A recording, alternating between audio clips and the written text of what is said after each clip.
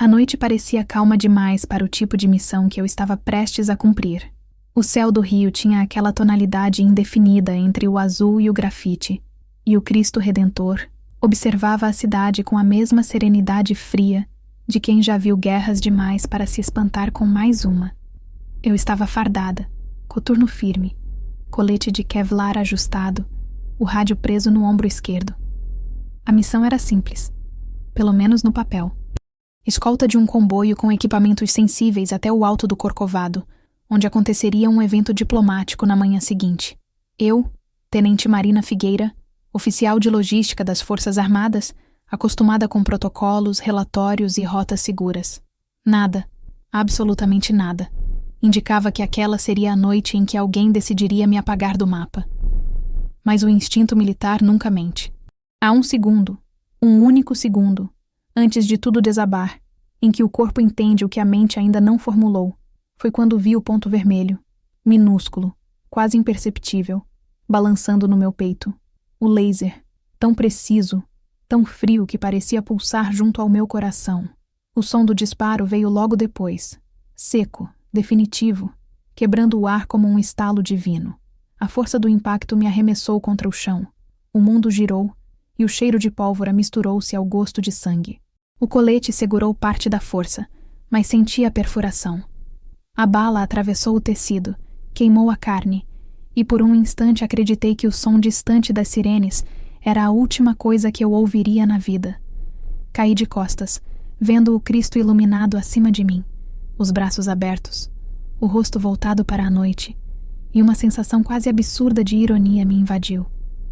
A morte me encontraria ali, sob a estátua da fé, depois de sobreviver a missões em favelas, selvas e fronteiras internacionais. Não era o destino que eu teria escolhido, mas era o tipo de fim que os meus sempre diziam que me esperava. Uma mulher de farda, sem medo, sem marido, sem filhos, querendo brincar de soldado, como meu padrasto gostava de repetir em jantares de domingo. Ele nunca engoliu minha carreira. Nunca suportou a ideia de uma mulher que não lhe devia obediência. Mas naquele instante, sangrando no chão de pedra fria, o que doía mais do que a ferida era o peso da lembrança.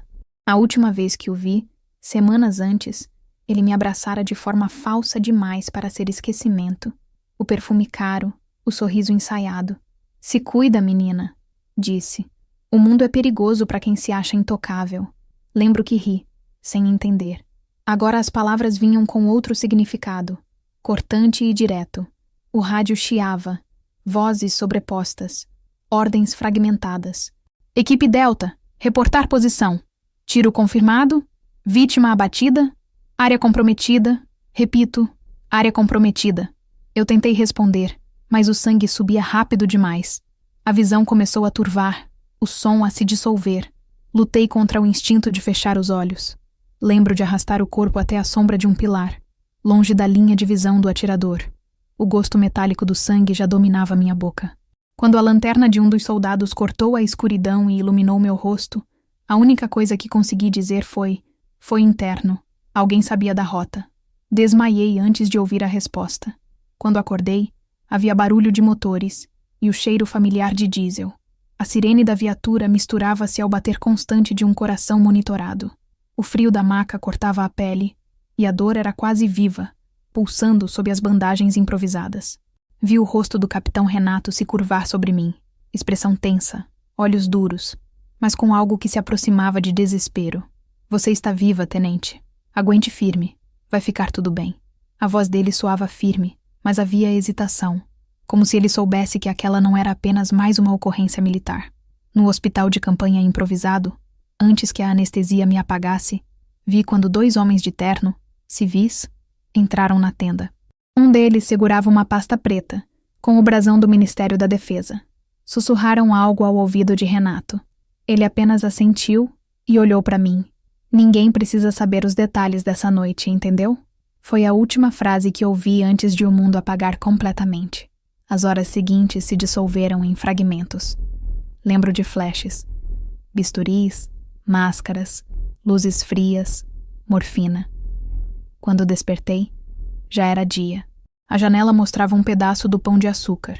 e o som distante do tráfego lembrava que o mundo seguia girando, indiferente ao fato de que eu havia quase morrido. Havia um soldado de guarda na porta e uma bandeja de café intocada ao lado da cama. Tentei sentar, mas o corpo protestou. A ferida latejava, profunda. Renato apareceu mais tarde. Trazia um semblante entre o alívio e a cautela. Você teve sorte, Figueira. A bala atravessou, mas não pegou nenhum órgão vital. Se fosse 2 centímetros pro lado, não terminou a frase. Eu assenti, ainda grogue, tentando organizar pensamentos. Quem mais sabe disso? Perguntei. Ele hesitou. Pouca gente. A operação foi classificada. O relatório vai ser resumido como tentativa de assalto com disparo acidental. Mentira oficial, murmurei. Ele desviou o olhar.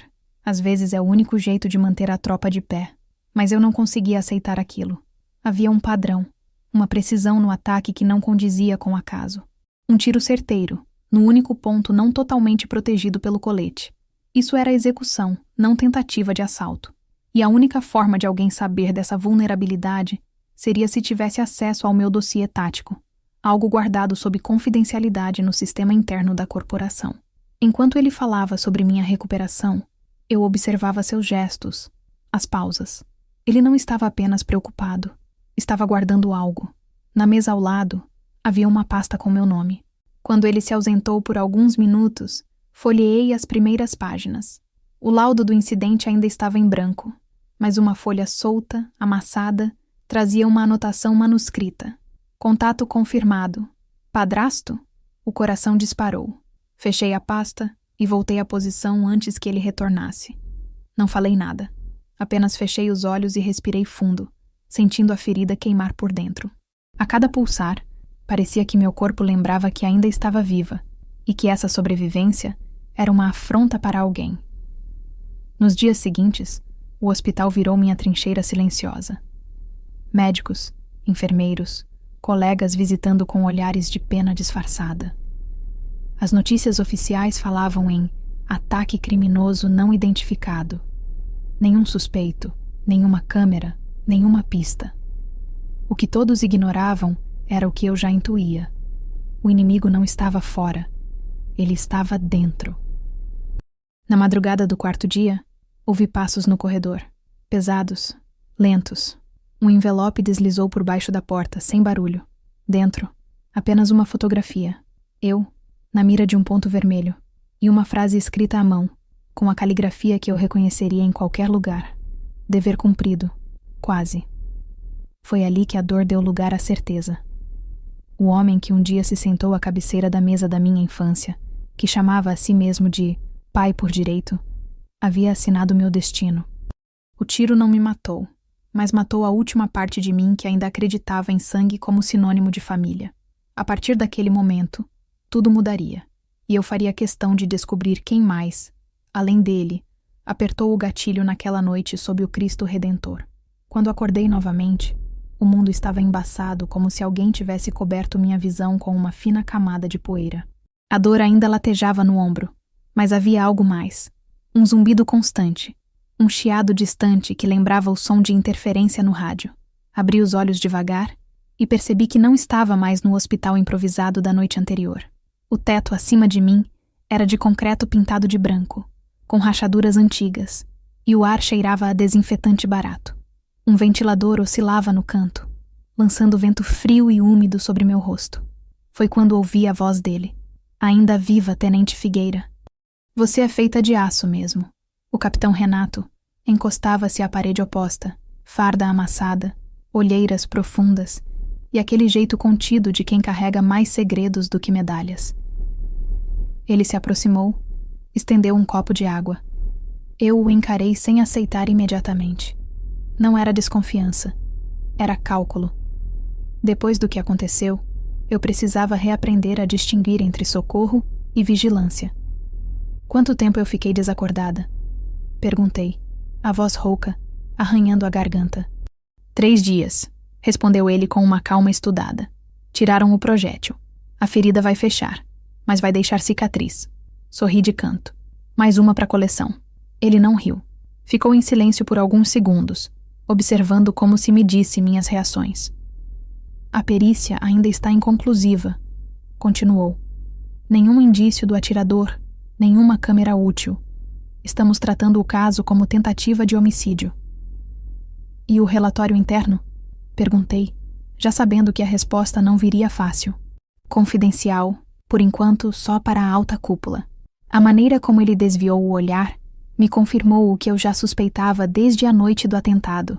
Havia algo errado, algo sendo enterrado sob camadas de burocracia e silêncio. O exército é perito nisso, transformar verdades em notas de rodapé e crimes em estatísticas administrativas. Quando tentei me sentar, ele colocou a mão sobre meu ombro, gentil, mas firme. Ainda não. Você perdeu muito sangue. Espere o médico. Eu afastei a mão dele, sem força, mas com firmeza.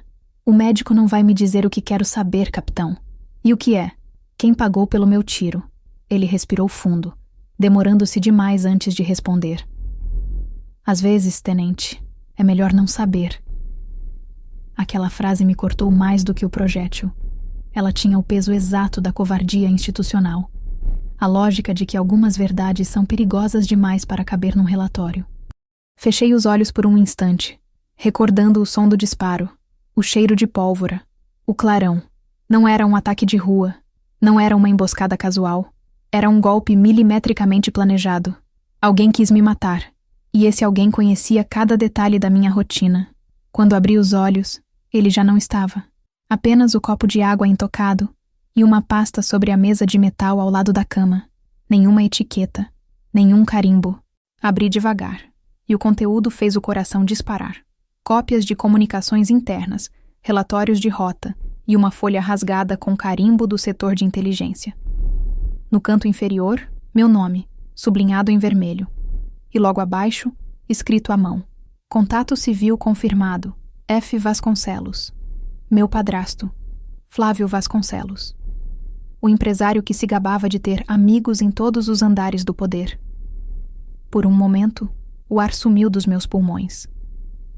Lembrei da última vez que estive na casa onde cresci, há menos de 2 meses. Ele estava de terno, tomando uísque, assistindo a um noticiário sobre uma operação militar e dizendo, com o mesmo tom de quem comenta o tempo: esses generais não valem nada. Só a farda ainda impõe respeito, mas até isso está barateando. Eu tinha engolido seco. Ele odiava o exército e tudo que ele representava, mas adorava usá-lo quando precisava intimidar alguém nos negócios. O médico entrou na sala nesse momento, interrompendo minha linha de raciocínio. Baixinho, cuidadoso, com olhos que pareciam pedir desculpas antes mesmo de falar. Tenente Figueira, precisa descansar. Sua pressão está oscilando. Eu assenti e deitei, mas o pensamento não parava. Naquela noite, enquanto o hospital dormia, o som do ventilador misturava-se às memórias. Eu lembrava da minha mãe, das discussões abafadas que ela fingia não ouvir, dos telefonemas tarde da noite em que ele falava com sócios que nunca tinham nome. Quando ela morreu, há 6 anos, foi ele quem cuidou de tudo. Enterro, papéis, inventário. E, curiosamente, foi também o momento em que a tensão entre nós se tornou aberta. Ele dizia que eu não sabia meu lugar. Eu dizia que ele não sabia o que era honra. Agora, deitada sob uma lâmpada fria, percebia o quão literal aquele desprezo havia se tornado. Na manhã seguinte, recebi alta parcial, apenas para confinamento interno. Uma enfermeira me entregou um celular novo, funcional, com um bilhete em letra pequena. Cuidado com o que fala. A linha antiga foi comprometida. Nenhuma assinatura. O capitão Renato apareceu à tarde, como se tivesse passado a noite em claro. Tinha o rosto cansado, e a barba começava a despontar sob a pele tensa. Figueira, amanhã cedo você será transferida para Brasília. Segurança ampliada. Ordens diretas. Segurança ou isolamento? Ele me fitou cansado. Depende do ponto de vista. Aquela transferência era uma sentença. O velho truque militar de afastar quem pergunta demais. Eu não iria. Não antes de entender o que estava acontecendo. Esperei até ele sair e usei o novo telefone para acessar o sistema interno. Meu código ainda estava ativo. Busquei relatórios de inteligência com o nome Vasconcelos. A maioria dos arquivos estava criptografada, mas um deles, um memorando datado de 3 semanas antes, escapou ao bloqueio. O texto era curto. Pagamento recebido. Alvo confirmado. Codinome: Lince. Ação coordenada com apoio interno. Meu indicativo de chamada era Lince. O coração gelou. Ouvi passos no corredor. Fechei o celular. Renato entrou sem bater, como se tivesse sentido o que eu fazia. Ele me observou por um instante. Depois falou em tom baixo. Você devia estar dormindo. E você devia estar sendo honesto. Ele se aproximou, voz firme. Isso é maior do que nós dois. Há nomes que não podem aparecer em relatório. E há vidas que não podem ser apagadas sem resposta, capitão. O silêncio entre nós ficou pesado. Pela primeira vez, percebi que ele não era apenas um oficial cumprindo ordens. Ele estava dividido. Vi em seus olhos a hesitação de quem protege alguém mesmo contra o sistema que jurou servir. Marina, disse, chamando-me pelo primeiro nome pela primeira vez. Há coisas que você não entende. Se continuar cutucando, vão tentar de novo. E da próxima vez, não vai errar. Quem? Perguntei, mesmo sabendo que ele não diria. Alguém que você deveria ter deixado no passado. Antes que pudesse responder, ele saiu, fechando a porta com força controlada. Eu fiquei olhando para o teto, sentindo o peso daquelas palavras ecoando. Deveria ter deixado no passado. Ele estava me dizendo sem dizer que a ameaça vinha de dentro da minha própria história, do homem que minha mãe amou e que me odiava por ser o reflexo daquilo que ele nunca conseguiu dominar. Na manhã seguinte, o transporte que me levaria para Brasília nunca chegou. Em vez disso, um soldado entrou apressado com um envelope oficial. Transferência cancelada. Motivo: ordens superiores. O capitão Renato apareceu 1 hora depois, mais tenso do que nunca. Mudança de plano, disse. Você vai permanecer sob observação aqui. Não saia do perímetro. E, por Deus, não atenda ninguém que mencione seu nome de batismo. E se for alguém da família? Perguntei só para ver a reação. Ele hesitou. Principalmente se for. Naquela noite, o hospital parecia mais frio. E eu sabia. O tiro que não me matou havia apenas aberto o primeiro buraco numa rede muito maior. Renato era a única pessoa entre mim e o esquecimento. Mas a cada olhar dele, eu entendia que o que me mantinha viva não era piedade. Era culpa. E culpa, no mundo militar, sempre tem um preço alto demais para ser pago em silêncio. Fiquei internada por mais 5 dias no Hospital Militar da Urca, um prédio antigo que cheirava a passado e segredo. Os corredores eram longos e úmidos, os passos ecoavam com atraso, e o som distante das ondas quebrando nas pedras parecia repetir o mesmo murmúrio. Silêncio. O corpo cicatrizava, mas o que sangrava de verdade era o vazio das respostas. O exército tinha me devolvido a vida, mas não a verdade, e havia algo de terrivelmente familiar na maneira como todos desviavam os olhos ao passar por mim, como se eu fosse uma lembrança inconveniente. Naquela semana, o capitão Renato passou a me visitar em horários aleatórios. Não vinha em missão médica nem para a conferência de prontuário. Vinha para observar. Dizia pouco, perguntava quase nada, mas eu percebia nas pausas o peso do que não podia dizer. Havia algo entre nós que ia além da hierarquia. Era como se ele soubesse que eu estava prestes a cruzar uma linha da qual ninguém volta. Na madrugada do 7º dia, decidi agir. O hospital dormia. As luzes de emergência banhavam o corredor com um brilho pálido e constante.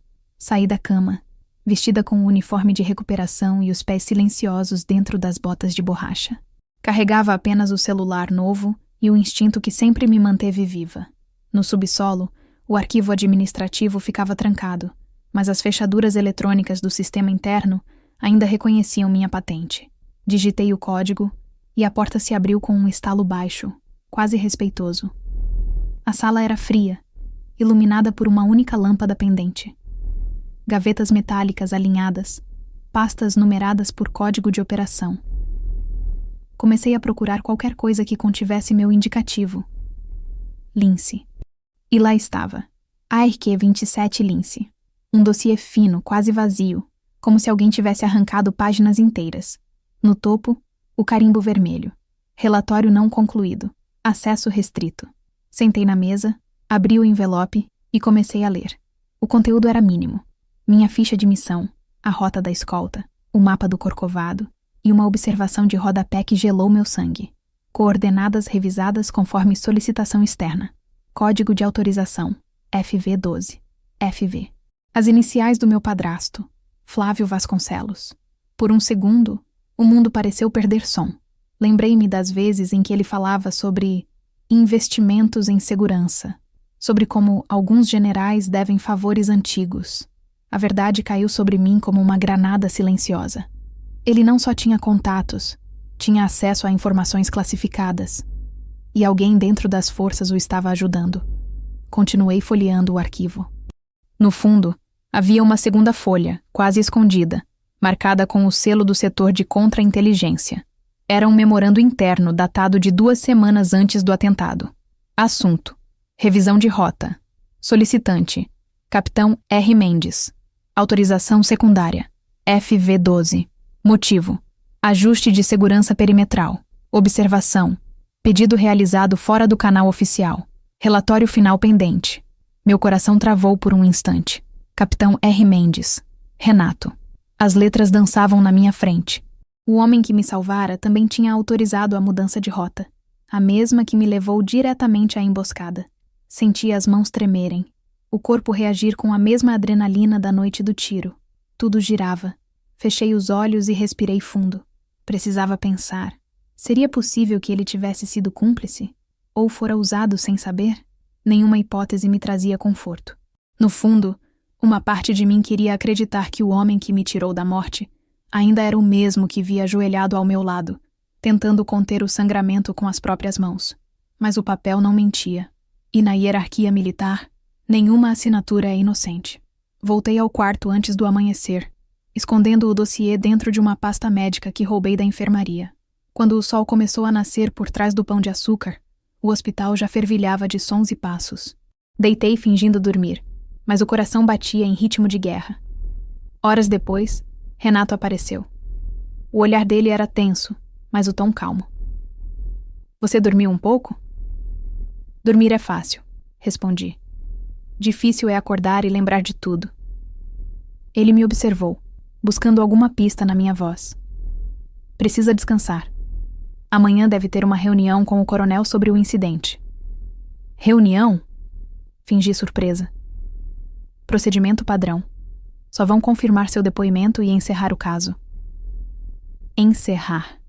Essa palavra me atravessou como outra bala. O exército queria sepultar o atentado sob um laudo técnico e uma assinatura.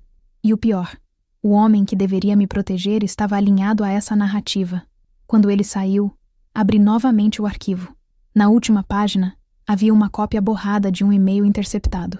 As primeiras linhas eram claras o suficiente para dispensar interpretação. A operação precisa parecer acidente. Ela confia demais. Nenhuma ligação direta com Vasconcelos. O capitão saberá o que fazer. O resto era ruído digital. Mas o suficiente para enterrar qualquer dúvida. Meu padrasto mandara me matar. E Renato, de algum modo, estava no meio disso, consciente ou não.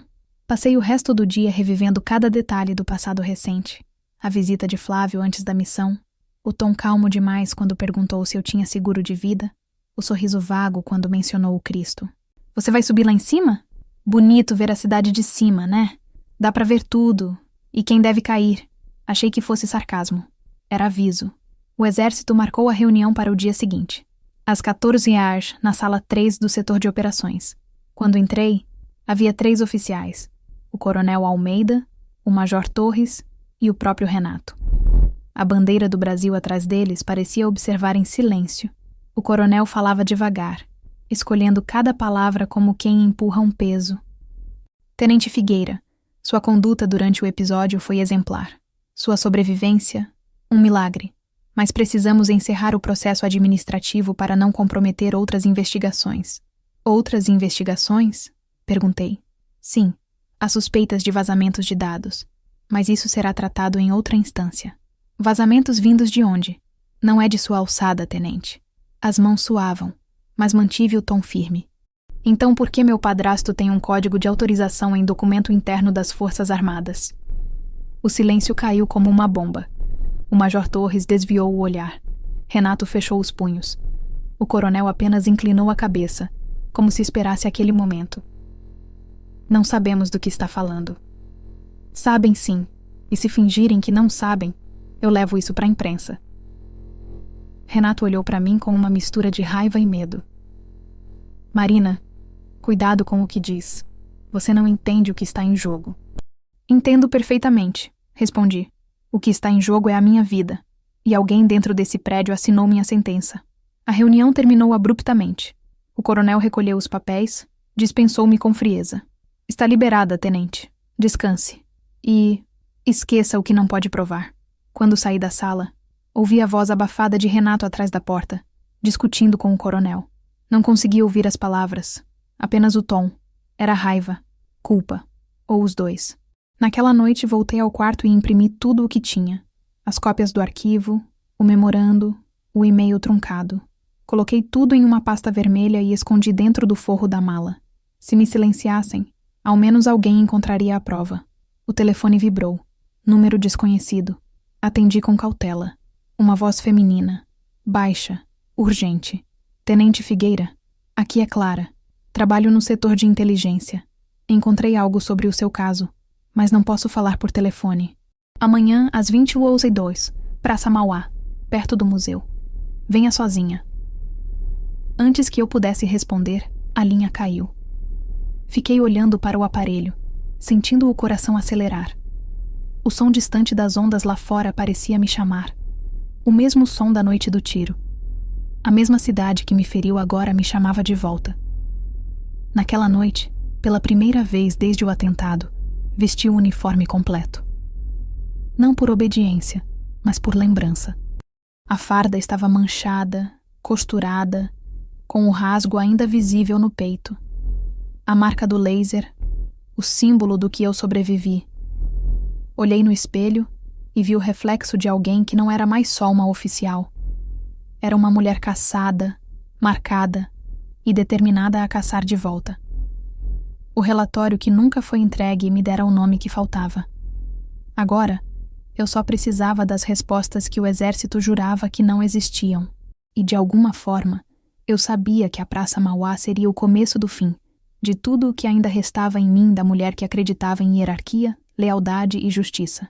Porque a partir daquele encontro, eu deixaria de ser vítima e passaria a ser o próprio relatório vivo que eles tentaram apagar.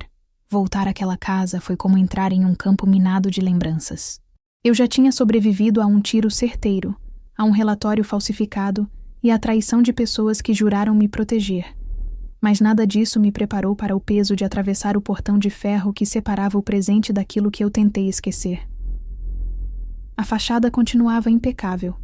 Pintura branca, janelas com moldura dourada, o jardim aparado com a precisão quase doentia que sempre refletiu a personalidade de Flávio Vasconcelos, o homem que eu um dia chamei de padrasto.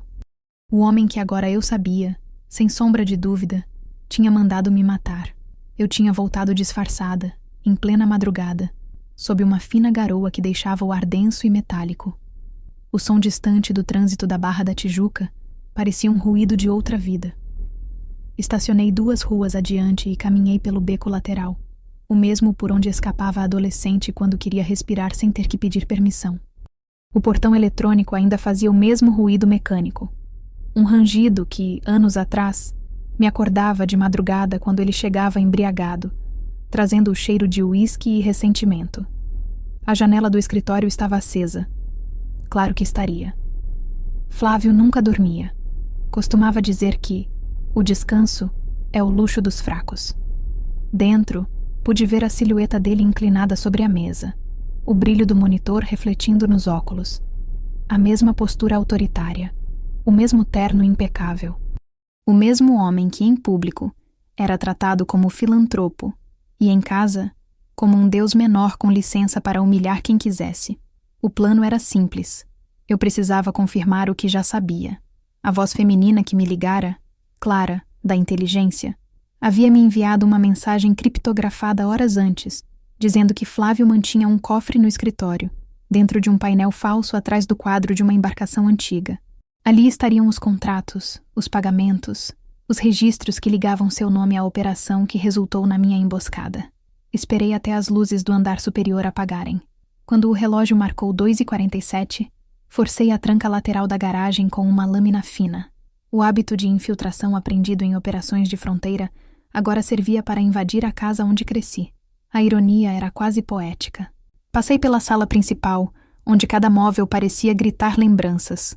O sofá em que minha mãe chorou pela primeira vez depois de um jantar. O piano que Flávio mandou lacrar porque barulho não combina com disciplina. A escultura que ele dizia simbolizar equilíbrio, mas que sempre me pareceu apenas uma mulher ajoelhada com as mãos presas. O chão de mármore refletia minha silhueta.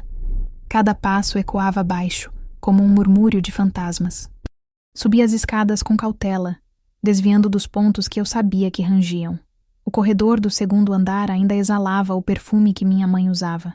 Lavanda e algo mais triste, um cheiro de saudade envelhecida. No fim do corredor, o quarto dela permanecia trancado. Flávio nunca permitiu que ninguém entrasse ali desde o velório. Dizia que era por respeito. Eu sabia que era por culpa. Quando cheguei ao escritório, o som do ar-condicionado era o único ruído. A cadeira giratória ainda balançava levemente, como se alguém tivesse acabado de se levantar. Olhei em volta e vi o quadro da embarcação. Empurrei-o devagar. Atrás dele, o painel metálico. 3 toques no teclado numérico. A mesma senha de sempre. A data de casamento dele com minha mãe. O cofre se abriu com um clique seco. Dentro, pastas. Envelopes selados. Um HD externo. E algo que me fez gelar por dentro. Uma fotografia minha, recortada do jornal da época em que fui promovida a tenente, com um círculo vermelho desenhado sobre o peito, exatamente onde o laser me atingira.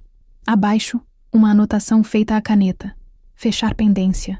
2207. A data do atentado. Senti o corpo endurecer. Cada músculo parecia querer gritar, mas aprendi há muito tempo que o silêncio é a arma mais letal. Continuei vasculhando o cofre. Em uma das pastas, havia uma série de comprovantes de transferência internacional, todos para a mesma empresa de fachada registrada no Panamá, Black Ark Securities. Os valores eram altos demais para qualquer transação comercial comum. Em uma das folhas, o campo descrição dizia apenas: Serviço concluído. Operação Cristo. Guardei tudo na mochila e recuei. Mas ao virar para sair, ouvi o estalo da porta se abrindo. O som metálico do cão de uma arma sendo puxado ecoou no escuro. Sabia que não resistiria à tentação de voltar. Disse a voz dele, calma, sem pressa. O abajur acendeu. Flávio estava encostado à moldura da porta, pistola em punho, e aquele sorriso indulgente de quem acredita estar no controle. Sempre tão previsível, Marina. Até nisso você é igual à sua mãe, curiosa demais para o próprio bem. Fiquei imóvel, respirando devagar. O treinamento dizia para não olhar diretamente para a arma, mas para o olhar de quem a segura. E o olhar dele era puro ódio contido, sem qualquer hesitação. Ela acreditava em você, murmurei. Se soubesse o que você fez. Ela sabia exatamente quem eu era, interrompeu. E mesmo assim ficou. Você acha que isso é fraqueza? Eu chamo de inteligência. Deu um passo à frente. O cano da arma refletia a luz do abajur. Você devia ter deixado as coisas como estavam. Eu te dei tudo. Educação, carreira, o nome da família. Mas não. A menina queria ser soldado. Queria brincar de guerra. Eu só quis ser livre. Livre? Ele riu baixo. Não existe liberdade sem dono, Marina. Nem no exército, nem na vida. Aquela frase era uma sentença antiga. Eu já a ouvira quando tinha 15 anos. E ele me tirou da escola de cadetes, alegando que isso não é lugar para mulher. Anos depois, ele repetia a mesma coisa com uma arma na mão. Você mandou me matar, disse finalmente. E o silêncio que seguiu foi mais pesado do que o som do disparo que eu temia. Ele apenas suspirou, abaixando ligeiramente a arma. Não pessoalmente, mas sim, autorizei. Era a única forma de te fazer parar. Você estava se metendo em assuntos que não entende. Há contratos, alianças, gente que não perdoa. E você achou que um tiro resolveria? Funcionou quase perfeitamente. Pena que o serviço foi mal feito. A raiva me subiu como febre. Eu deveria atacá-lo, mas sabia que ele esperava por isso. Um movimento errado, e eu seria o cadáver que ele queria. Então, fiz o oposto. Baixei os ombros, deixei a mochila deslizar devagar para o chão e falei com a voz mais fria que consegui sustentar. Você tem razão. O serviço foi mal feito. Antes que ele reagisse, lancei a mochila contra a luz do abajur, mergulhando o cômodo na escuridão. Rolei para o lado. Ouvi o disparo cruzar o ar. Senti o impacto do som dentro do peito. Mas não parei. Avancei na direção do brilho residual da arma e acertei-lhe o pulso com um golpe seco. A pistola caiu. Ele cambaleou, mas ainda tentou me atingir com um soco. Defendi, girei e o derrubei contra a mesa. Papéis, vidro e memórias voaram pelo ar. No chão, ofegante, ele ainda teve coragem de rir. Você acha que isso muda alguma coisa? Eu já plantei as provas. Quando te acharem aqui, vai parecer roubo. E o capitão vai garantir que o relatório finalize do jeito certo. A menção a Renato me paralisou por meio segundo. Foi o suficiente para ele aproveitar a brecha e empurrar a mesa contra mim. O impacto me jogou contra a parede. Quando recuperei o equilíbrio, ele já estava de pé, cambaleante, mas com outra arma na mão. Uma reserva que tirara da gaveta. O som de sirenes distantes começou a ecoar. Algum vizinho ouvira os tiros. Ele olhou pela janela, depois para mim. Acabou, Marina. Ou você morre aqui, ou morre de outro jeito. A diferença é só o tempo. Mas o destino tem um talento cruel para ironias.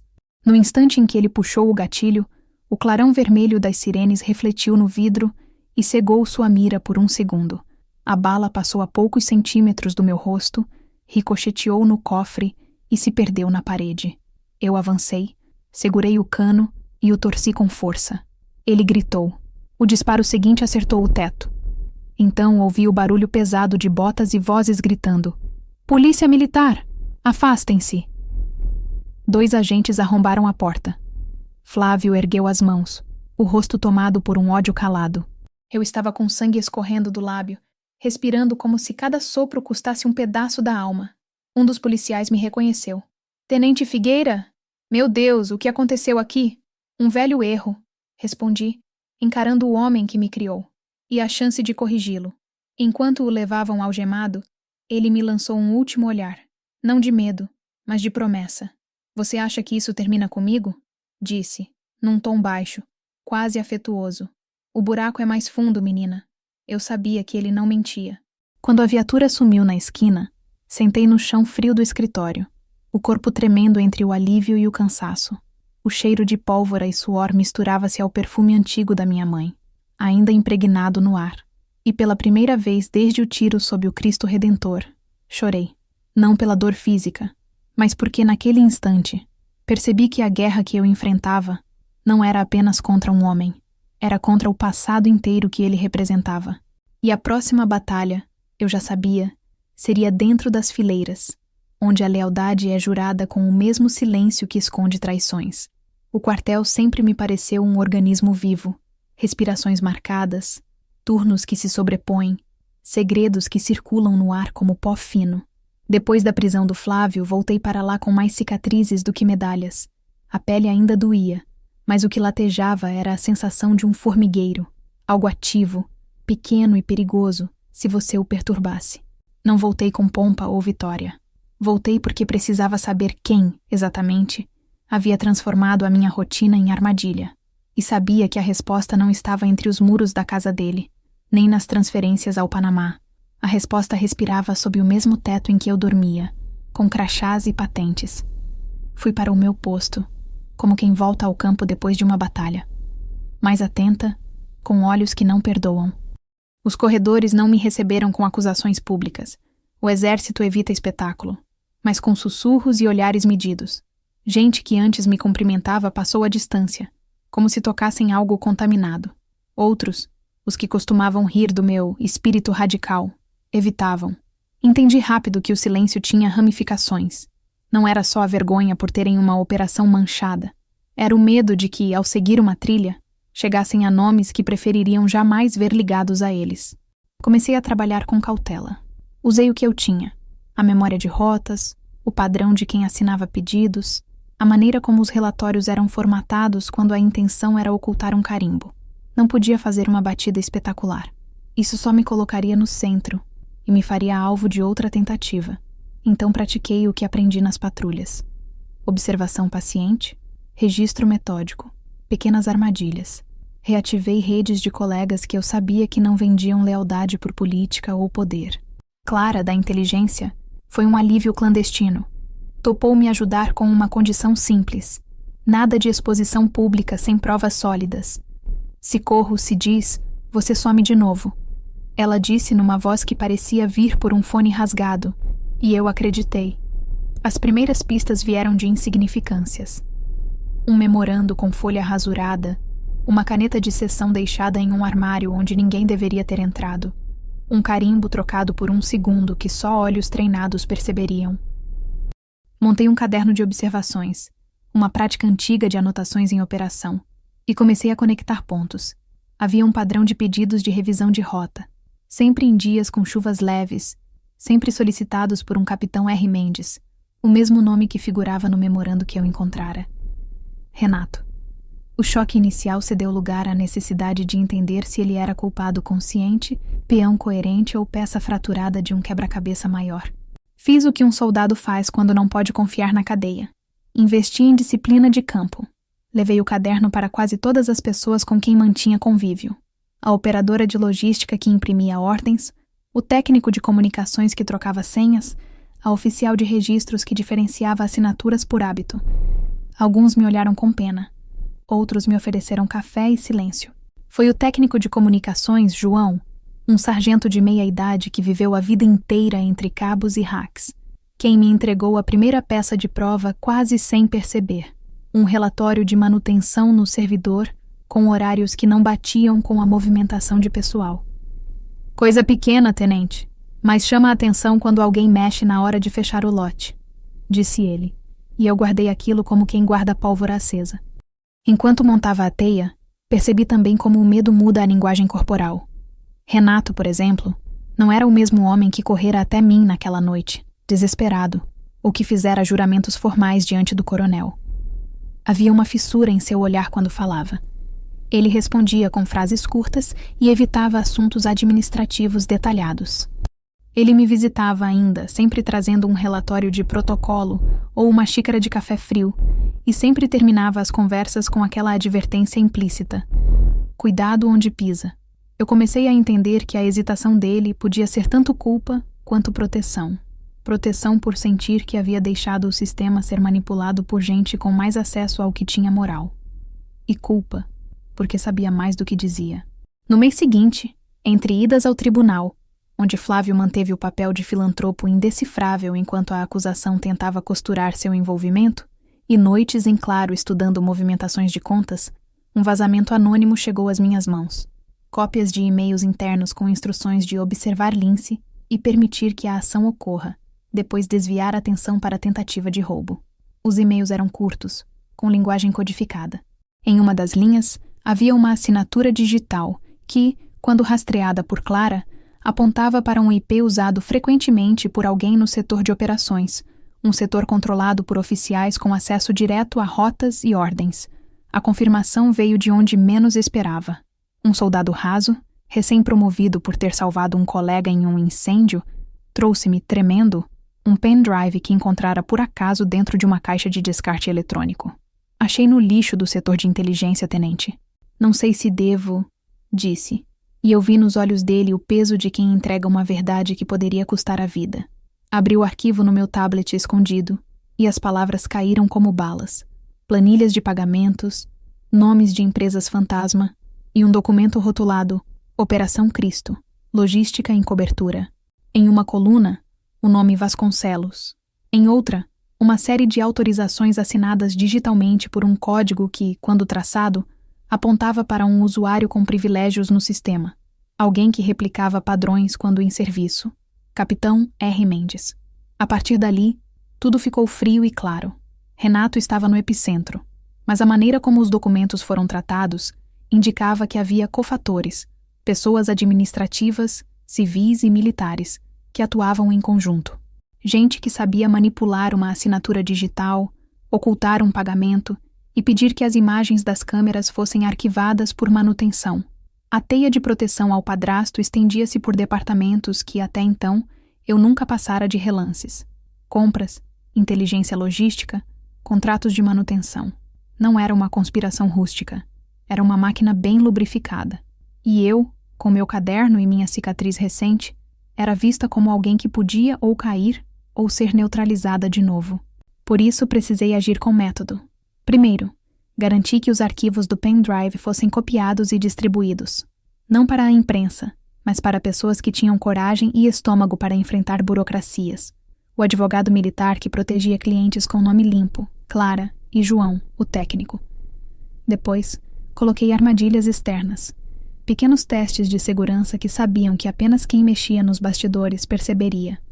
Um pedido simulado de alteração de rota, uma requisição de manutenção fora do horário. Observei as reações. Quem acionou o protocolo extra sem justificativa foi um oficial júnior ligado ao gabinete do coronel. Quando o confrontei, a defesa foi a mesma de sempre. Ordem superior. Mas o tain estava feito. O ponto de ruptura chegou numa madrugada quando, ao monitorar uma sala de operações, assisti a uma troca de mensagens em tempo real entre um número interno e um contato externo marcado como Black Ark. As palavras eram curtas, como em um código. Confirmado. Lince em posição. Aguarde. Pedi a Clara que preservasse a trilha. Ela fez mais. Havia uma agente judicial disposta a recolher depoimentos e um delegado de Polícia Federal disposto a ouvir o teor técnico do material. Apostei tudo naquela janela de oportunidade. Convoquei Renato para conversar. Não num corredor, não numa sala oficial, mas num pequeno ginásio vazio, onde as paredes eram testemunhas de rangidos e treinos, e não de protocolos que se poderiam manipular. O vi chegar com a postura típica, lenço no bolso da camisa, olhos cansados. Encarei-o sem acusar. Aprendera que até a acusação rápida é um convite à defesa hermética. Falei devagar, mostrei os documentos, as assinaturas, os e-mails. Ele ficou branco. Pela primeira vez desde a manhã em que me encontrou sangrando, vi nele a verdade nua. Havia sim um lado de Renato que era cúmplice por ação e outro que não suportaria ser cúmplice por omissão. Eles me chamaram de favor. Disseram que era para preservar operações, que a família do Paulo tinha influência, que recusar seria a ruína da carreira. Ele respirou pesado. Eu autuei sem checar. Assinei e me arrependi. A confissão não era redenção. Era apenas o primeiro fio daquele novelo venenoso. Renato virou-se, com os olhos marejados, e disse algo que me marcou. Eu te salvei naquela noite porque naquele momento eu ainda acreditava que podia consertar o que quebrei. Mas o buraco é mais fundo do que eu pensava. As palavras dele, quase um pedido de perdão, selaram um pacto tenso. Ele aceitou cooperar, mas pediu que o processo fosse estratégico. Se você me expor sem preparar o terreno, vão me transformar em bode expiatório, e o resto da rede continuará intacta. Aceitei o acordo com a rigidez de quem sabe que, em guerra, alianças são provisórias. Trabalhamos clandestinamente. Eu recolhia testemunhos de corredores. Ele acessava logs com permissão para auditoria. Clara marcava encontros. A cada pequeno avanço, vinham riscos. Um telefonema interceptado. Um técnico que sumia por horas. Alguém que desligava a câmera sob pretexto de manutenção. O medo era arquitetônico, construído em andares. Ainda assim, armamos uma operação mínima de exposição.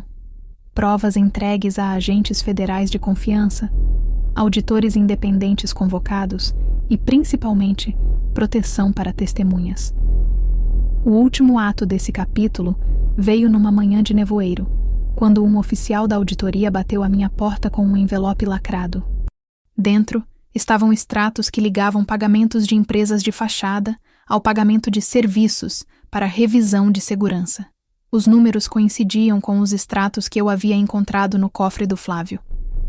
A conexão estava traçada, e a teia começava a se desfazer, fio por fio, graças a uma combinação de paciência, coragem e o desconforto de homens que, ao perceberem que o barco afundava, começaram a pular. Mas a verdade é esta. Expor a teia abriu outra frente de batalha. Revelar os sussurros no quartel fez com que o quartel se fechasse como concha. Alguns aliados viraram de costas. Pessoas que juraram lealdade preferiram o silêncio à queda. E, no entanto, a sensação que eu carregava era de que havíamos tocado algo que feria a impunidade. Renato não saiu ileso.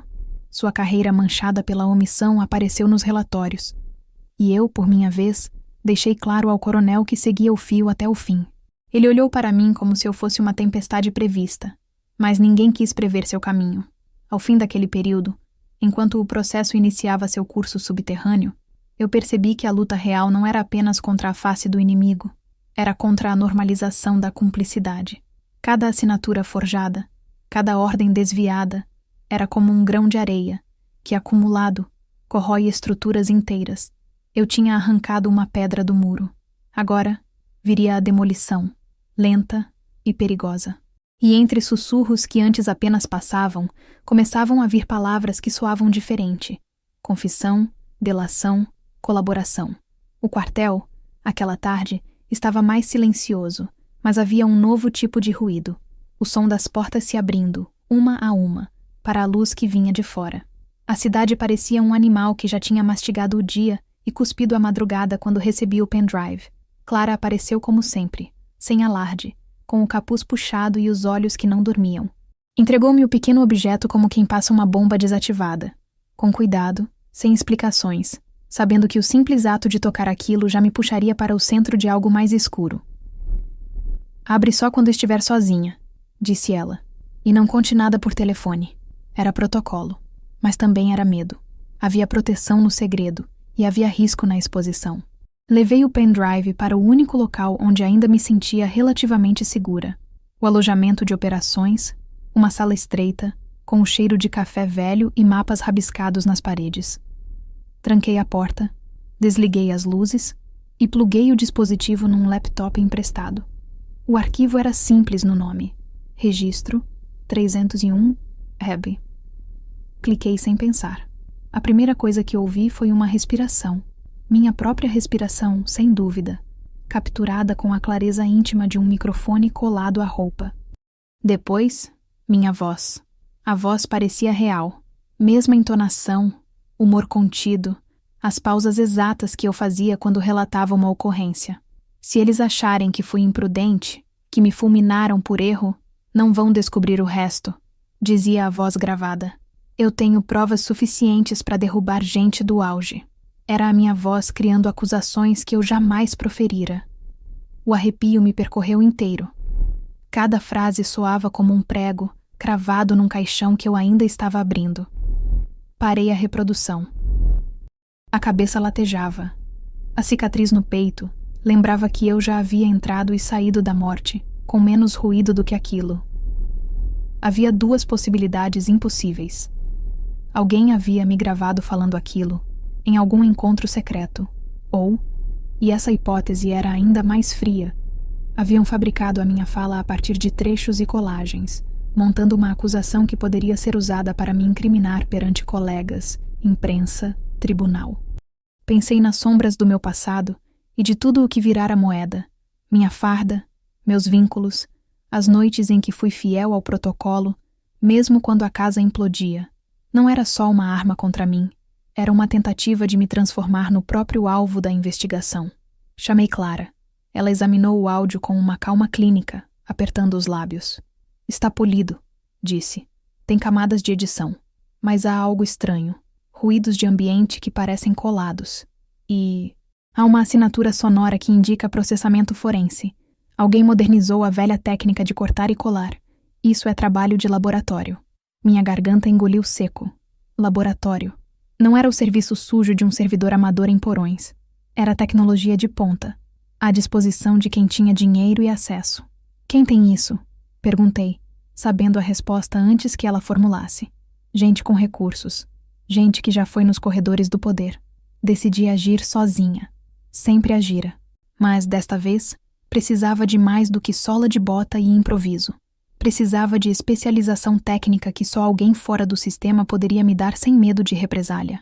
Lembrei do nome de um perito independente que um amigo advogado havia mencionado em conversas veladas. Rafael Costa, um engenheiro de áudio que havia trabalhado com estúdios e, nos fins de semana, fazia análises para vítimas de fraudes. Liguei para ele com o número que havia anotado num papel dobrado há semanas. E, contra todas as expectativas, ele topou me ver às 3 da manhã num estúdio pequeno na Lapa. Vou te dizer só uma coisa agora. Não confie em ninguém que te ofereça explicação fácil, disse ele ao abrir a porta. Áudio forjado é a nova linguagem da vergonha. Levei o pendrive. Ele plugou, escutou, repetiu, abriu janelas de software que pareciam mapas de constelações. Trabalhou em silêncio, com dedos rápidos. Me mostrou espectrogramas, variações de frequência, ruídos de fundo que eu jamais detectaria. Veja aqui, Apontou para um pico estranho em 2,8 kHz. Isso é típico de microfones de lapela antigos, mas a reverberação aqui não corresponde ao espaço que você gravou no alojamento. Isso foi inserido, e não por um amador. Rafael pausou e olhou-me. Alguém zerou a pegada. Limpou metadados, inseriu ruído de trânsito para dar localidade e fez um trabalho de reconstrução vocal com trechos seus e de outros discursos. Isso é deepfake de áudio em alto nível. A palavra caiu como gasolina num fósforo. Deepfake. Tecnologia que imita a voz, a respiração, a emoção. Era a prova de que a minha voz podia ser fabricada para me incriminar. Mas havia mais. Ele isolou uma camada sutil, quase imperceptível. Um segundo canal com uma frequência muito baixa. Um sinal subaudível que um equipamento antigo de interligação usava para sincronizar gravações. Rafael franziu o senho. Essa assinatura é conhecida. Já vi em serviços contratados por empresas privadas de segurança que fazem laboratório para governos e grandes corporações. Não é algo que se contrata numa garagem. É contrato com gente que tem cobertura. Ele evitou a palavra família, mas a implicação estava clara. Voltei ao quartel com a cabeça pesada. A notícia de que alguém havia tentado me incriminar com uma gravação fabricada circulou mais rápido do que eu imaginava. Alguns colegas ficaram em silêncio. Outros deram olhares que misturavam pena e medo. Mas no fundo, eu não queria que ninguém sentisse pena. Queria ação. Clara e Renato se alinharam. Ele com o semblante mais fechado do que eu já vira. E juntos montamos uma estratégia em que arte, lei e perícia se encontrassem. Precisávamos expor o artifício sem que os responsáveis tivessem tempo de desfigurar a evidência. Pedi ao Rafael que coralizasse o arquivo, que fizesse um laudo técnico robusto e inatacável. Ele aceitou, mas avisou. Isso vai atrair atenção. Pessoas com muito a perder não gostam de ver suas fraudes escancaradas. Concordei. Preparei também um plano de proteção para as testemunhas. João, o técnico, a operadora de logística, Clara. Cada um sabia o risco.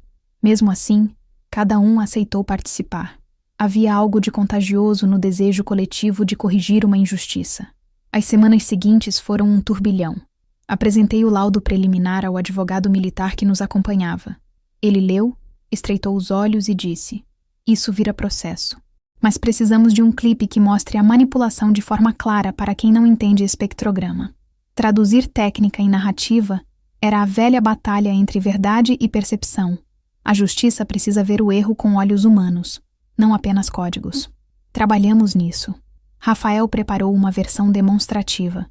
Pegou pequenas frases minhas, misturou, mostrou as manipulações em tempo real e aconselhou que colocássemos isso nas mãos de uma promotoria federal disposta a investigar com força.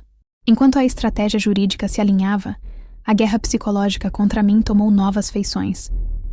A gravação, a despeito do laudo, já circulava em grupos fechados e na boca de quem precisava desmenti-la com o silêncio cúmplice.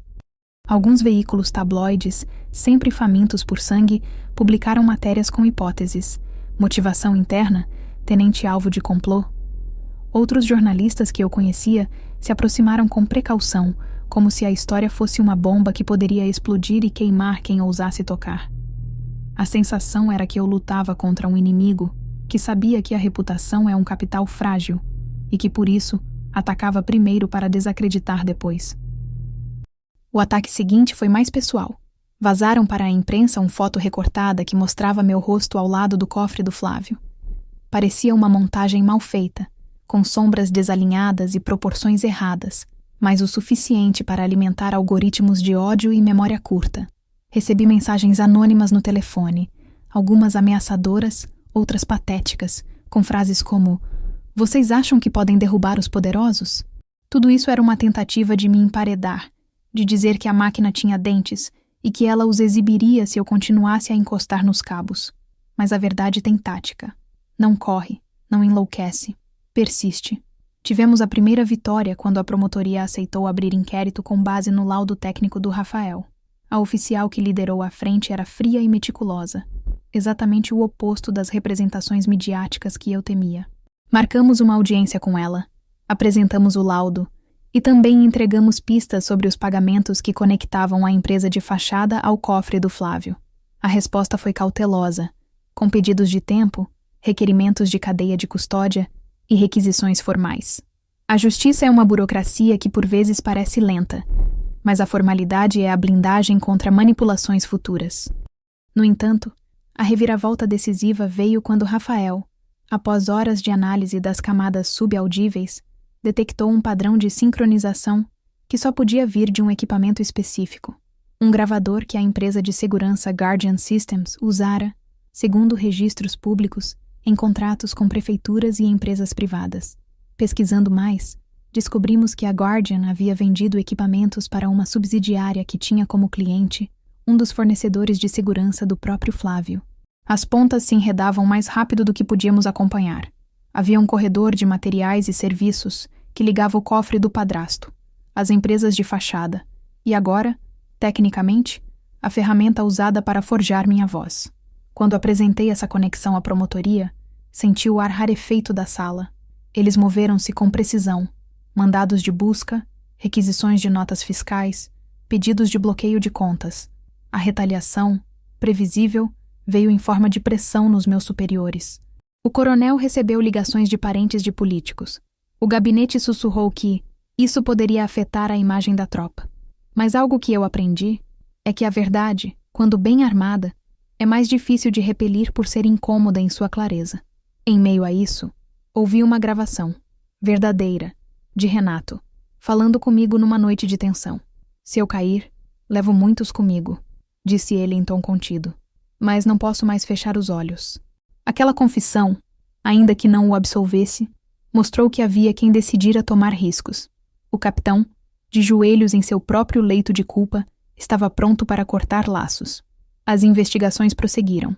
A Guardian Systems alegou publicamente que não tinha relação com os contratos questionados, que havia sido vítima de fraude. No entanto, os rastros bancários contradiziam o discurso. Ao final de semanas tensas, a promotoria pediu a prisão preventiva de 2 executivos da empresa Fantasia ligada ao Flávio, e um mandado de busca foi cumprido em um condomínio onde ele mantinha um escritório satélite. A exposição começou a produzir rachaduras. Mas nada disso revertia o dano primário. Minha voz, por horas, havia sido usada para me transformar em acusadora de mim mesma. Pessoas que não queriam esperar processos já haviam julgado. A internet é impaciente, a justiça não. Eu sentia isso como se tivesse que reparar o mundo com as próprias mãos, juntando os cacos de reputação que outros, bem apetrechados, chamavam de estabilidade. No silêncio dos mapas, entre cafés frios e noites mal dormidas, percebi algo mais. A gravação fantasma não era apenas uma tentativa de me destruir.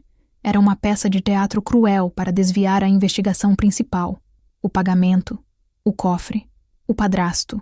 Ao forjar a minha voz propondo derrubar gente, eles esperavam que eu, por reflexo, perdesse noites explicando intenções que nunca fui capaz de formular.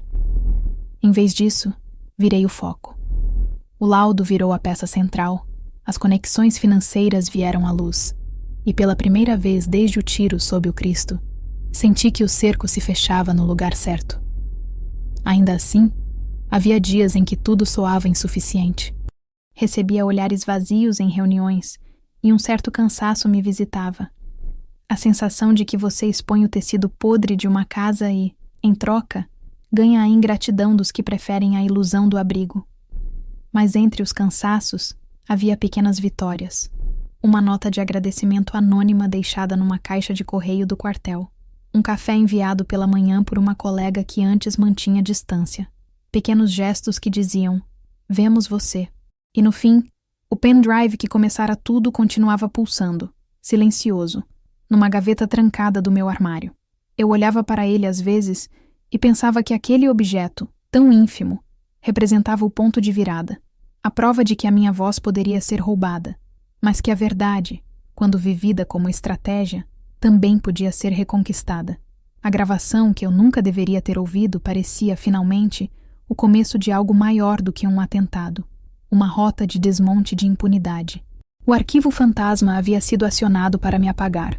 Acabou por acender uma luz que eu não pretendia apagar.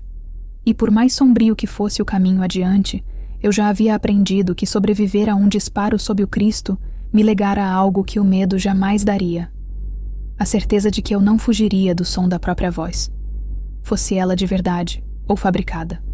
O dia em que deixei o quartel pela porta dos fundos não foi o dia em que desisti da farda, foi o dia em que decidi não morrer com ela nas costas. A decisão não veio num estalo, nem com algum estandarte de heroísmo. Ela se formou como se formam as coisas que importam. Lentamente, por dentro, como uma rachadura que cresce em silêncio, até que a estrutura cede de vez. Não se tratava mais apenas de vingança ou justiça. Se tratava de continuar viva o suficiente para desenterrar cada nome envolvido, mesmo que isso significasse virar fantasma dentro do próprio sistema que jurei servir. Após a perícia do áudio forjado, o pedido de investigação formal e os primeiros movimentos da promotoria, os bastidores do quartel começaram a reagir como um corpo que sente a febre antes do diagnóstico. Nomes sumiam dos quadros de escala. Oficiais que me cumprimentavam até a semana anterior passaram a me ignorar nos corredores. Meu cartão de acesso, antes irrestrito, começou a falhar em setores estratégicos. Um erro técnico, me disseram, mas havia um padrão. Sempre que algo avançava judicialmente, meu raio de ação diminuía. Não demorou para que os sussurros voltassem, mas agora com outro tom. Ela foi longe demais. É perigosa. Vai arrastar gente inocente junto. Na prática, fui isolada sem ser presa. Estava tecnicamente livre, mas funcionalmente imobilizada. Começaram a me sobrecarregar com tarefas insignificantes. Revisão de inventário de armamento, controle de estoque de fardamento, turnos de vigilância que me colocavam em zonas desertas do quartel às 3 da manhã. Era uma forma de punição sem assinatura. O sistema tem muitos modos de mostrar que você não é mais bem-vinda.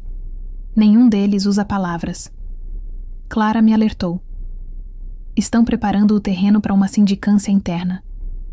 Vão usar qualquer deslize, qualquer rastro, para te desligar antes que as provas virem processo. Ela dizia isso com a frieza de quem sabia o que significava ser engolida viva por um órgão que prefere amputar a tratar infecção. E ela estava certa. Um relatório preliminar de conduta incompatível com a imagem da corporação já circulava informalmente. Entre as justificativas estavam ações individuais fora da cadeia de comando e reuniões não autorizadas com civis em áreas sensíveis. A ironia me sufocava. Eu estava sendo perseguida por tentar sobreviver ao próprio crime que haviam cometido contra mim. E ainda assim, era eu quem se tornava o problema. A balança de honra e sobrevivência já havia pendido. Se eu ficasse, não apenas seria silenciada, seria destruída. Não com tiros, mas com papelada, laudos de instabilidade, transferências para zonas de esquecimento. Talvez acabasse internada sob o pretexto de abalo emocional, como tantos que ousaram dizer que o exército não era apenas glória e disciplina. Na manhã de um sábado, vesti a farda pela última vez. Não para a cerimônia ou desfile, mas porque, se era para assumir, que fosse como entrei, com dignidade. No bolso interno levei apenas meu documento funcional, o pendrive com os áudios, o laudo pericial impresso e o bilhete que minha mãe havia deixado numa das últimas cartas antes de morrer. Não perca a sua retidão, mesmo que precise andar em curvas. Isso sempre pareceu um enigma para mim. Agora fazia sentido. Saí antes das 6 horas pela lateral de serviço, onde caminhões de abastecimento descarregavam mantimentos e ninguém fazia muitas perguntas. Meu rosto não chamava a atenção. Nunca chamou. Eu era discreta, até mesmo entre os meus. Um porteiro civil acenou com a cabeça, abriu o portão e me viu passar como se fosse apenas mais uma no turno de ronda. O rádio pendurado no colete tilintava em silêncio. Do outro lado do muro, o mundo respirava mais fundo. A cidade, ainda acordando, não sabia que naquele instante eu deixava de ser oficial para ser alvo em movimento. Fui direto para um abrigo improvisado que Clara tinha arranjado em Petrópolis, numa casa isolada nos arredores da serra, usada eventualmente por agentes federais em transição de missão. Ao chegar, fui recebida por um civil com um olhar treinado, que apenas disse, já era hora. Não perguntou meu nome. Apenas me entregou um telefone sem chip, uma garrafa de água e as chaves. O lugar era simples, mas seguro. Uma cama, uma estufa velha, armários vazios e, o mais importante, sem sinal de GPS ou câmeras internas. Nas primeiras 48 horas me desmontei. Dormi por blocos de 2 ou 3 horas, com o corpo ainda reagindo aos espasmos da dor mal curada. Comi o mínimo. Revi mentalmente cada detalhe da operação, da gravação forjada, das rotas alteradas, dos sorrisos falsos. Escrevi tudo em cadernos, em linguagem cifrada, um hábito antigo de quando fiz missões no norte, onde confiar em sistemas eletrônicos era suicídio. Usei códigos, apelidos, estruturas mentais que apenas eu entenderia se precisasse fugir com pressa. Clara veio me visitar no segundo dia. Trouxe suprimentos, notícias e uma expressão preocupada. Alguém vazou tua localização dentro do comando. Se eles descobrirem que você saiu, vão alegar deserção. Deserção. A palavra martelou no estômago. A acusação mais grave para quem jurou lealdade à bandeira.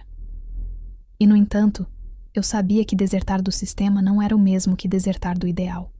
Eu não abandonei a causa. Fui expulsa da mentira. Com a ajuda de Clara e Rafael, montamos uma operação paralela. Criamos backups criptografados das provas e espalhamos para múltiplos contatos confiáveis. Redigimos um dossiê com as ligações entre Flávio Vasconcelos, a Guardian Systems, os arquivos de áudio, as assinaturas de Renato e os nomes dos oficiais que tentaram arquivar tudo sob a desculpa da preservação da imagem institucional. Esse dossiê não era só uma denúncia, era um escudo. Sabíamos que, quando viessem atrás de mim, e viriam, eu precisaria de algo maior do que a minha palavra para me manter viva. A primeira tentativa aconteceu na noite de terça-feira. Um veículo civil, com 2 homens, apareceu na estrada que levava ao abrigo. Um deles se apresentou como oficial da corregedoria. Pediu para conversar.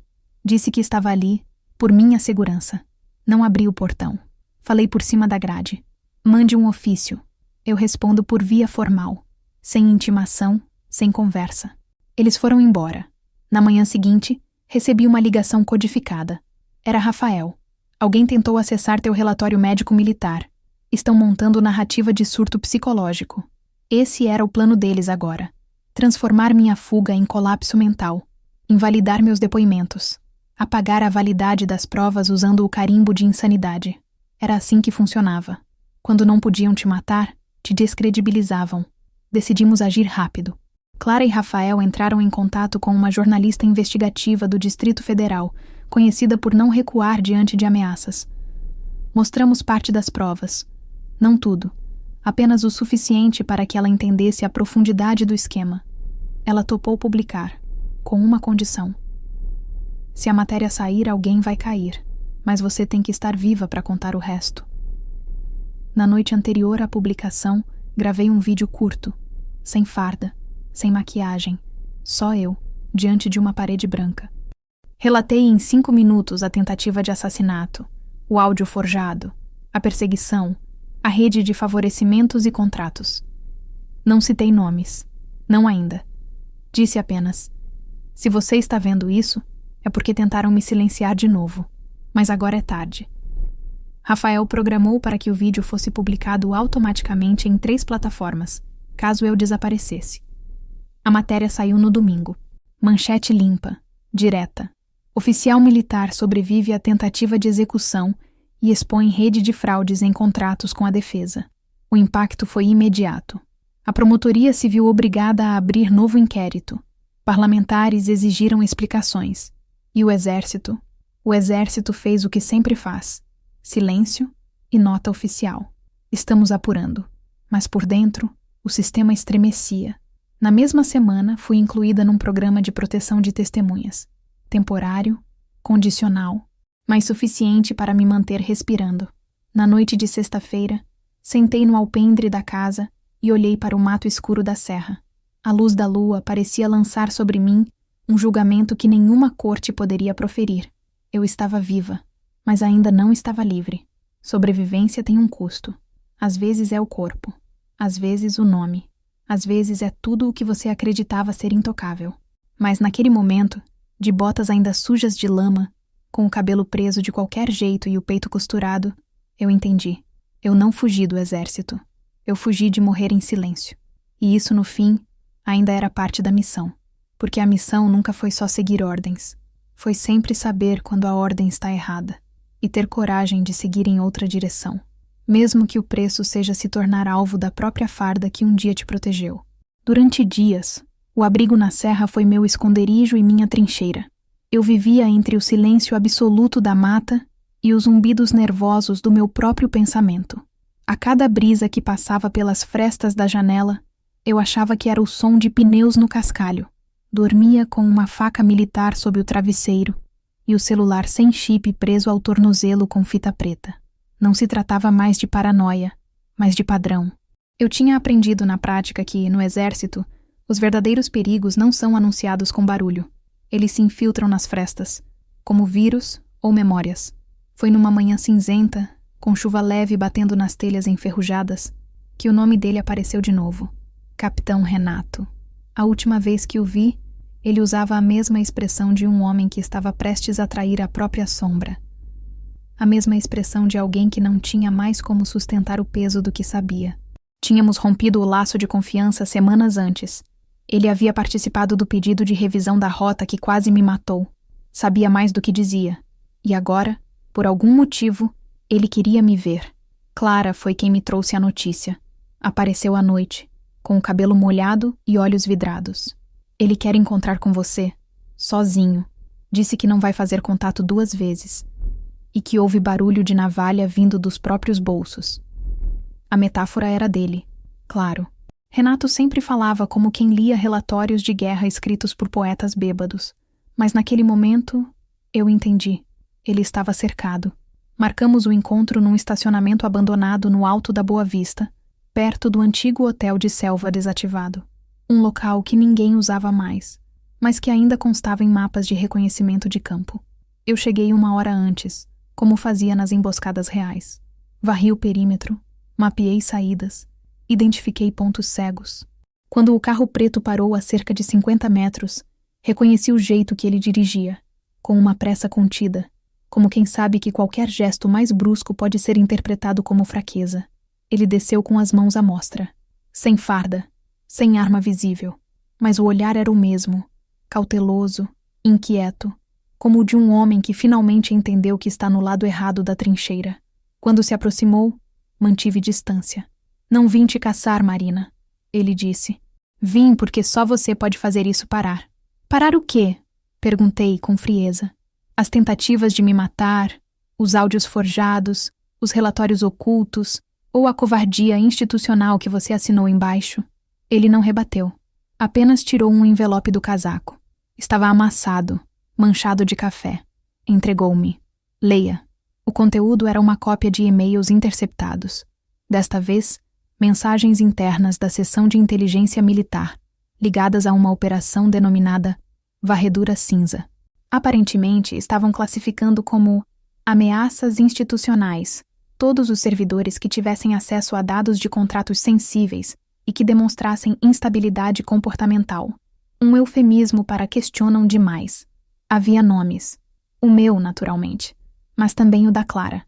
E o dele. Acordei com isso no armário, disse Renato. Nem deveria ter acesso, mas parece que sou a próxima peça a ser empurrada para fora do tabuleiro. Então agora decidiu virar mártir? Não. Decidi parar de fingir que não vejo. Eu menti para você. Sim, assinei a revisão da sua rota, mas não sabia que o resultado seria aquele. Flávio me procurou usando intermediários. Disseram que era uma operação sensível. Deram instruções técnicas, planilhas limpas, argumentos sobre uma missão de interceptação de elemento externo. Era mentira, claro. Eu só entendi quando te vi caída, sangrando, com os olhos buscando ar entre os escombros. Meu instinto queria rasgar a distância entre nós e socá-lo até ele engasgar com cada palavra. Mas algo no tom dele era diferente.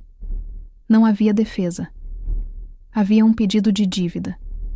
E de forma estranha, havia um traço do homem que me carregou nos braços naquela noite. O mesmo homem que viu o sangue escorrer do meu peito e disse: "Você não morre assim, não hoje." Estão usando contratos de segurança privada para movimentar dinheiro. Guardian Systems é só uma das máscaras. Flávio abriu contas em nome de empresas fantasma ligadas a ex-oficiais. Gente que foi expulsa da ativa, mas manteve influência dentro da logística. Os contratos são legalmente válidos, mas falsos em execução. Ou seja, pagam por serviços que nunca foram feitos, ou que foram executados por empresas de fachada. Dinheiro lavado com carimbo militar. E você assinava isso? Perguntei. Não diretamente, mas eu fechei os olhos. E isso me tornou cúmplice. O silêncio se estendeu como um lençol sujo entre nós. A chuva aumentava. As folhas do chão encharcavam as botas. Por que agora? Porque vão me silenciar. Um amigo da minha turma foi transferido para fora do país sem explicação. Outro foi encontrado morto em casa. Disseram que foi infarto, mas ele tinha 38 anos e fazia maratona. Ele parecia mais velho do que quando nos conhecemos. O rosto estava abatido, os olhos fundos, mas havia uma urgência limpa nos gestos. Você precisa sair da defensiva, ele continuou. Se continuar se escondendo, vão usar o tempo contra você. O dossiê já deve estar sendo reescrito, tua ficha sendo maquiada. Logo vão dizer que você fugiu para não responder a um processo disciplinar. A narrativa vai mudar, e quando for contar sua versão, ninguém vai mais ouvir. E o que você propõe? Eu ainda tenho acesso a uma parte dos sistemas internos. Posso puxar os logs de movimentação das empresas, os registros de transferência e... posso gravar uma reunião com o coronel que está por trás da limpeza de relatórios. E por que acha que vou confiar em você de novo? Porque você quer justiça mais do que quer me odiar. E porque não tem outra entrada nessa estrutura além de mim. Olhei para ele por alguns segundos. Não vi redenção, mas vi utilidade. E naquele ponto da história, eu não precisava de anjos. Precisava de instrumentos. Se tentar me enganar de novo, falei, eu acabo com você antes que eles consigam. Justo. Nos dias seguintes, Renato cumpriu a parte dele. Passou relatórios, conversas internas, inclusive gravações de reuniões onde seu nome e o meu eram mencionados com o cinismo de quem discute lixo hospitalar. Em uma delas, ouvi o coronel Almeida dizer, essa tenente precisa desaparecer. Se não sumir por bem, a gente aciona o Código 7. Código 7. Um protocolo interno raríssimo, usado apenas em ações clandestinas, geralmente para afastar um servidor sob alegação de ameaça à segurança nacional. Nunca aplicado oficialmente, mas agora sendo considerado contra mim. Montamos uma nova linha de exposição.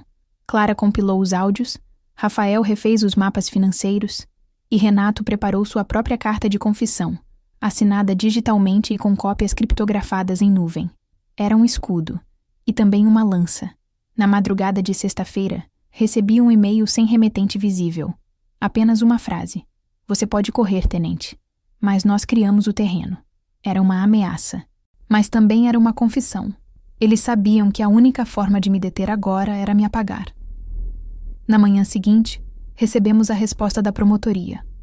O processo foi oficialmente aberto com base nas novas provas. 2 coronéis seriam convocados. E a Guardian Systems estava sob investigação federal. Quando soube da abertura do processo, Renato me ligou. Disse apenas, agora começou de verdade. E desligou. Desde então, ele sumiu. O celular fora do ar. A casa vazia. Ninguém sabe ao certo se desertou ou se foi removido à força. Mas eu sei o que vi no olhar dele naquela última noite.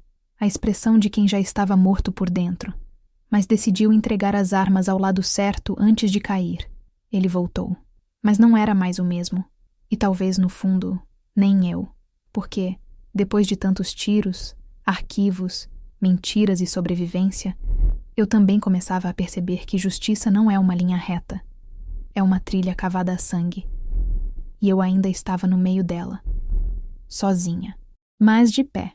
O dia em que pisei no auditório da 3ª Circunscrição Judiciária Militar para prestar depoimento, o calor do rio parecia vir do chão.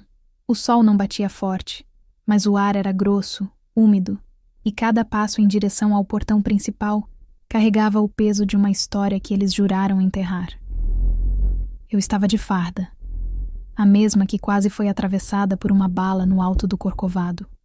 A mesma que me fizeram arrancar, metaforicamente, quando insinuaram que eu era desequilibrada, que eu tinha falsificado o testamento do meu avô, que eu estava fugindo de um processo. Mas agora, naquela manhã quase simbólica, voltei a usá-la não por vaidade, mas como armadura. A sala estava lotada. Havia oficiais da ativa, investigadores, um promotor federal recém-designado e 2 coronéis que se comportavam como se ainda mandassem no exército inteiro. Nas cadeiras ao fundo, eu vi Clara, sentada, de vestido azul marinho, segurando uma pasta cinza no colo como quem segura o último pedaço de verdade do mundo. Do lado dela, Rafael, o civil que sacrificou a própria vida profissional para me ajudar a montar a linha de auditoria paralela. Os 2 tinham os olhos atentos, mas eu reconhecia no rosto de ambos aquele traço que só se forma depois que você percebe que a justiça pode ser uma roleta viciada. O juiz-presidente, um general da reserva de expressão neutra e tom contido, pediu silêncio. Começou lendo a denúncia. Envolvimento de altos oficiais em contratos fraudulentos, com empresas de fachada ligadas à segurança privada, manipulação de registros internos, tentativa de silenciamento de testemunhas. Eu era a principal denunciante, e também, segundo a defesa dos réus, a desestabilizadora da ordem. Quando chamaram meu nome, caminhei pelo corredor como quem caminha para dentro de uma granada aberta. Na frente do microfone, vi o promotor me fitar com atenção. Do outro lado, os advogados de defesa olhavam com desdém. Um deles digitava no celular. Outro passava páginas de um dossiê que claramente já vinha pronto para descreditar tudo que eu dissesse. Nome completo e posto? Perguntou o juiz. Tenente Marina Valença, matrícula 34988207, servidora da ativa lotada na seção de inteligência operacional até minha exoneração forçada, posterior à tentativa de homicídio registrada em relatório interno com data de 14 de agosto. O murmúrio foi audível. Eles não esperavam que eu começasse com isso. Fui autorizada a falar. Comecei devagar. Expus como Flávio, meu padrasto, se infiltrou em contratos via Guardian Systems, usando empresas com sede em nomes de laranjas, que trabalhavam em cidades sem sequer conexão de internet. Como ele manipulava setores dentro da Força Armada para camuflar movimentações. Como ele me seguiu, fez vigilância informal e, por fim, me alvejou com a ajuda de contratados externos. Contei da bala que atravessou meu uniforme, do laser que tremia sobre meu peito, e de como, por um acaso que eles não calcularam, eu sobrevivi. As defesas riram, pediram provas. Então Clara se levantou. O juiz hesitou, mas permitiu que entregássemos os áudios. Rafael conectou o tablet ao sistema de som da corte. A voz metálica preencheu a sala. Era o coronel Almeida rindo, dizendo: "Essa tenente precisa sumir. Se não for por bem, acionamos o código 7. As reações foram rápidas. Um oficial atrás da mesa se remexeu. Outro ficou pálido. A gravação continuou. Guardian Systems é o nome da fachada. O dinheiro vai para os porões e volta limpo. Ninguém liga para contratos de vigilância se estão todos assinados por oficiais da ativa." No segundo áudio, a voz de Renato, antes de desaparecer, confessava: "Eu fui cúmplice. Assinei porque achei que era inofensivo. Mas depois da tentativa de execução, entendi. Ela era um risco. Não por ser errada, mas por ser certa." A sala ficou em silêncio.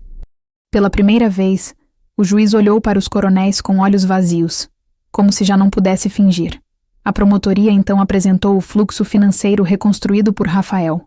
Depósitos fracionados, transferência para contas de terceiros, saque em espécie em datas coincidentes com reuniões de diretoria da Guardian Systems. Cada planilha era um golpe a mais no escudo da impunidade. Mas o ponto final não foi nenhum dado técnico. Foi uma carta. Entreguei em mãos. Um envelope escrito à mão, com meu nome militar e a frase: "Se estiver lendo isso, é porque meu tempo acabou." Era de Renato.